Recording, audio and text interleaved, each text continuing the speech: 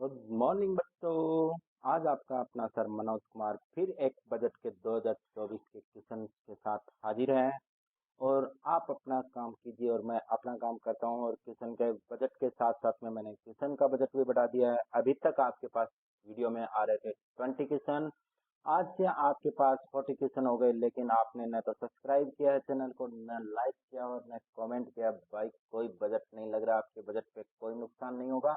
आपको सिलेक्शन लेने में आपके बजट में कुछ न कुछ मैं प्लस ही करूंगा। तो आप अपने चैनल को, अपने चैनल स्कोर 99 प्लस को क्या कर दो, सब्सक्राइब कर दो, लाइक कर दो और क्या कर दो, कमेंट। प्यारा सा वालों को मिलता क्या है? सारी जिंदगी माँ बाप की दौलत और मेहनत को बर्बाद करके लड़के डिग्री हासिल करते हैं। उसके बाद नौकरी के लिए ठोकरे खाते फिरते हैं। आधी जिंदगी पढ़ाई में गुजर जाती है, आधी जिंदगी ठोकरे खाने में गुजर जाती है। तो क्या फायदा ऐसा पढ़ाई हासिल करके? उल्टा पढ़ाई लिखाई हासिल करने के बाद मेहनत मजदूरी करते हुए शर्म आती है, क्योंकि दिमाग की दीवार पर डिग्री की छाप लग जाती है। आ रहे थे 20 क्वेश्चन, आज से आपके पास 40 क्वेश्चन हो गए। लेकिन आपने न तो सब्सक्राइब किया है चैनल को, न लाइक किया और न कमेंट किया। भाई कोई बजट नहीं लग रहा, आपके बजट पे कोई नुकसान नहीं होगा। आपको सिलेक्शन लेने में आपके बजट में कुछ न कुछ मैं प्लस ही करूंगा। तो आप अपने चैनल को, अपने चैनल स्कोर 99 प्लस को क्या कर दो, सब्सक्राइब कर दो, लाइक कर दो और क्या कर दो, कमेंट। प्यारा सा कमेंट करो। प्यारे प्यारे क्वेश्चन है बजट के। और कल एक लास्ट वीडियो फिर होगी, उसमें और ज्यादा क्वेश्चन होंगे। जितने भी क्वेश्चन होंगे वह सारे के सारे आपको करा दिए जाएंगे। आज आपकी खुशी के लिए बता देता हूँ, संडे है और संडे को आपको 12 बजे और 4 बजे दोनों का टाइम आपको सिर्फ और सिर्फ जीके की वीडियो मिलने वाली है। अगर आपका भाई बहन कोई भी हो 10th या 12th में, तो उसकी भी मैथ की क्लासेस स्टार्ट हो गई हैं। तो चलो लेके आपने सब्सक्राइब कर दिया होगा, मैं तो वेट किया था। चलो आपने सब्सक्राइब कर दिया तो मैं भी अपने क्वेश्चन स्टार्ट करता हूँ। और इस क्वेश्चन स्टार्ट करने से पहले केंद्रीय बजट 2024 पर सामान्य ज्ञान के प्रश्न है। ओके, हमें तो बस आरपीएफ लेना है तो लेना है। और आरपीएफ में अगर नौकरी लग गई तो बजट अपने आप आपका बढ़ जाएगा। तो क्वेश्चन नंबर फर्स्ट कहता है कि निर्मला सीतारमण ने 2024 तक कितनी बार बजट पेश किया है। तो उन्होंने एक बजट पेश किया है अभी तक 6 बार। कितनी बार? 6 बार। बजट 2024 में घोषित रक्षा परिव्यय में कितने प्रतिशत वृद्धि हुई है? तो वो वृद्धि हुई है 11.1%। कितनी हुई है? 11.1%। कुछ नहीं कर सकता। मैं बता दो मैं क्या कर सकता हूँ। मैं ना क्या कर सकता हूँ यार। हुई है 11.1%। इसी के साथ प्यारा सा सना सा नटखट सा क्वेश्चन है। क्वेश्चन नंबर 3, बजट 2024 में सकल घरेलू उत्पादन के प्रतिशत के रूप में राजकोषीय घाटे का संशोधित अनुमान क्या लगाया गया है? वो आपका लगाया गया है 5.8%। तो नेक्स्ट क्वेश्चन आपके लिए फिर हाजिर है। क्वेश्चन नंबर 4, बजट 2024 में संशोधित राजकोषीय घाटा पिछले अनुमान की तुलना में कैसा था? तो पिछले अनुमान की तुलना में 0.5% की वृद्धि हुई है। ओके, इसी के साथ में क्वेश्चन नंबर 5, संपीड़ित बायोगैस मिश्रण अधिदेश के संबंध में मुख्य चुनौती क्या है? तो वो है सीबीजी की सीमित उपलब्धता और परिवहन चुनौतियां। क्वेश्चन नंबर 6, मैंने कहा था कि दिल वाले दुल्हनिया ले जाएंगे, तुम तो सिलेक्शन ले जाओ, दुल्हनिया अपने आप आ जाएगी, टेंशन नहीं लेना है। और हमें क्वेश्चन का तैयारी धड़ाधड़ क्वेश्चन पेपर तोड़ने वाली तैयारी करनी है। ओके, चलो तो सब्सक्राइब करो। पिछले वर्षों की तुलना में कम होने के बावजूद बुनियादी ढांचे की 11.1% अधिक पूंजीगत व्यय का क्या महत्व है? उत्तर है इसका यह अधिक कुशल और लक्षित बुनियादी ढांचे के निवेश की और बदलाव का सुझाव देता है। ठीक है, नेक्स्ट आपका क्वेश्चन है कि वक्तव्य में यह क्यों कहा जाता है कि बुनियादी ढांचे के लिए बजट में 11.1% अधिक पूंजीगत व्यय के संदर्भ में विकास की गति बनाए रखने के लिए निजी क्षेत्र को कदम उठाना होगा? बुनियादी ढांचे, आंसर है आपका, बुनियादी ढांचे के विकास की बढ़ती मांगों को पूरी करने के लिए पूंजीगत व्यय अपर्याप्त है हमारे पास।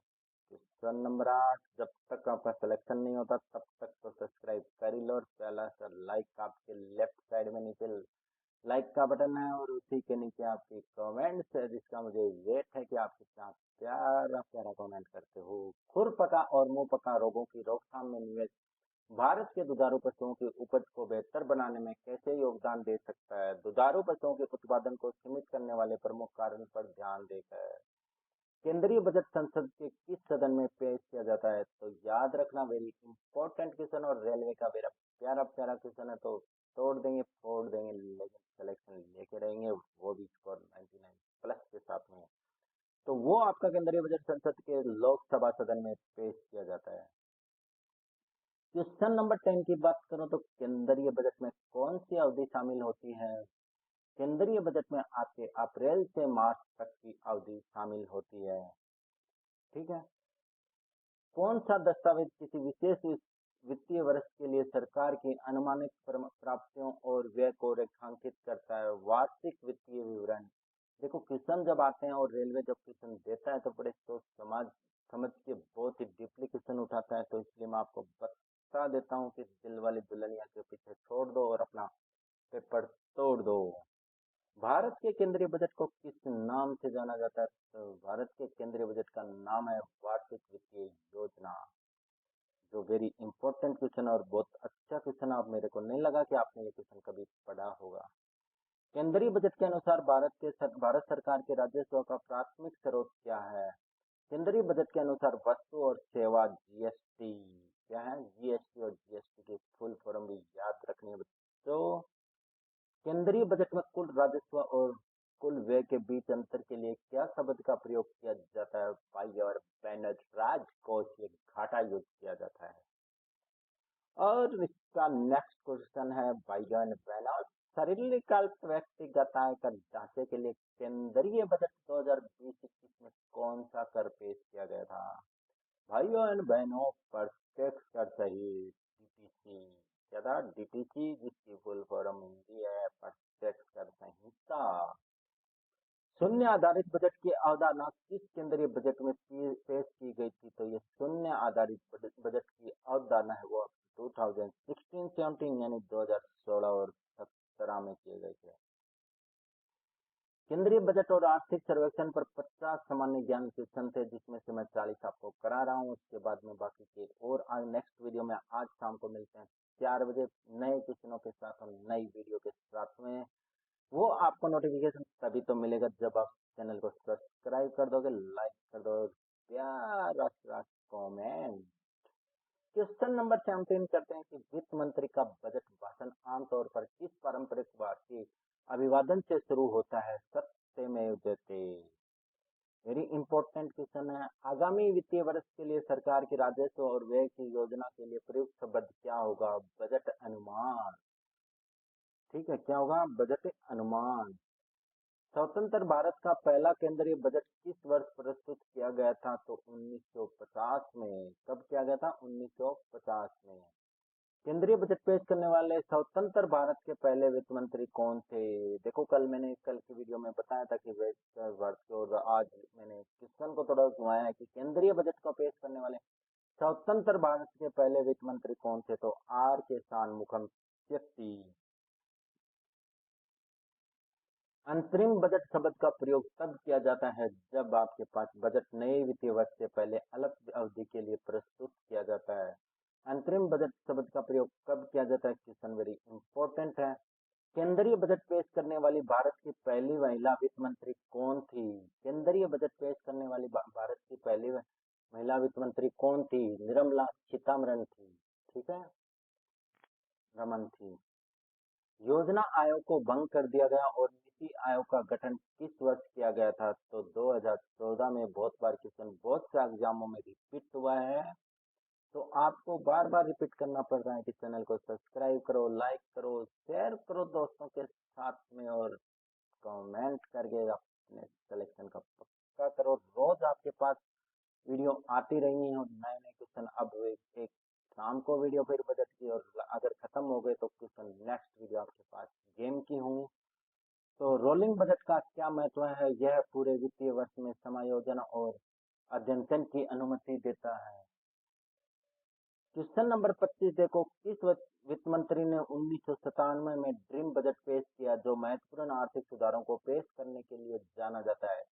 पी चिदम्बरम ने किसमें कब किया? 1997 में। कौन से बजट का का क्या नाम था, ड्रीम बजट था। 3 क्वेश्चन है, तीनों क्वेश्चन आपको घुमा के पूछ सकता है। वस्तु एवं सेवा कर यानी जीएसटी एक प्रमुख कर सुधार किस वर्ष के केंद्रीय बजट में पेश किया गया था? तो याद रखना ये 2017 और 18 के बजट में पेश किया गया था। किस वित्त मंत्री ने देश के लिए 18 आयामी विजन पर ध्यान केंद्रित करते हुए 2019 में नए भारत के लिए बजट पेश किया?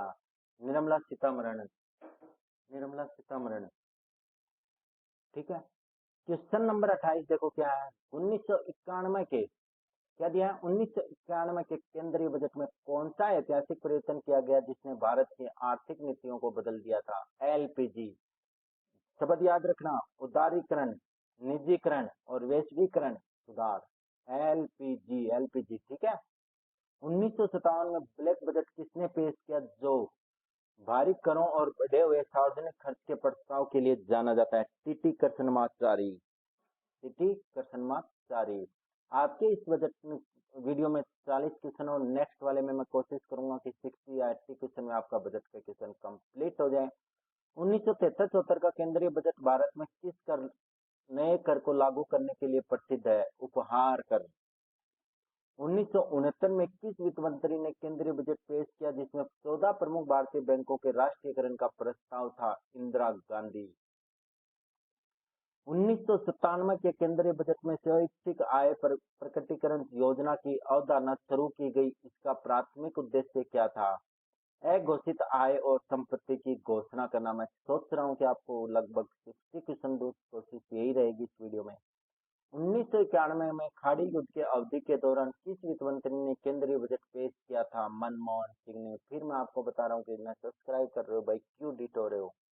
आपके बजट में कोई नुकसान नहीं होगा।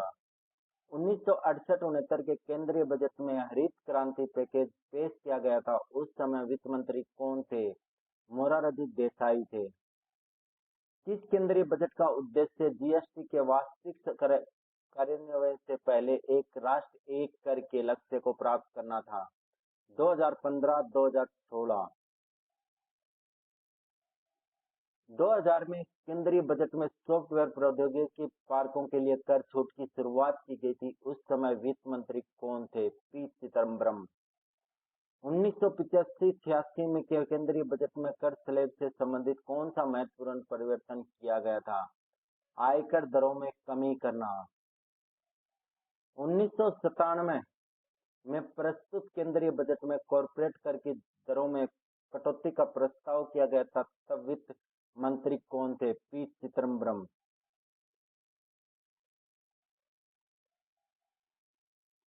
भारतीय राजनीति और शासन 100+ सामान्य विज्ञान प्रश्न के आगे नेक्स्ट वीडियो में आपको मिलेंगे। 1987-88 के केंद्रीय बजट में प्रत्यक्ष उपभोग पर अंकुश लगाने के लिए एक नया कर पेश किया गया था। इसे क्या कहा गया? Fringe benefit tax. 2009 में वैश्विक आर्थिक संकट के दौरान भारत का केंद्रीय बजट किसने प्रस्तुत किया था? प्रणब मुखर्जी ने। नए टैक्स रिजिम में 3 से 7 लाख रुपए की आय पर सरकार ने कितना टैक्स लगाने की घोषणा की है? वो किया उसने 5%। कितना? 5%। सोने पर कस्टम ड्यूटी को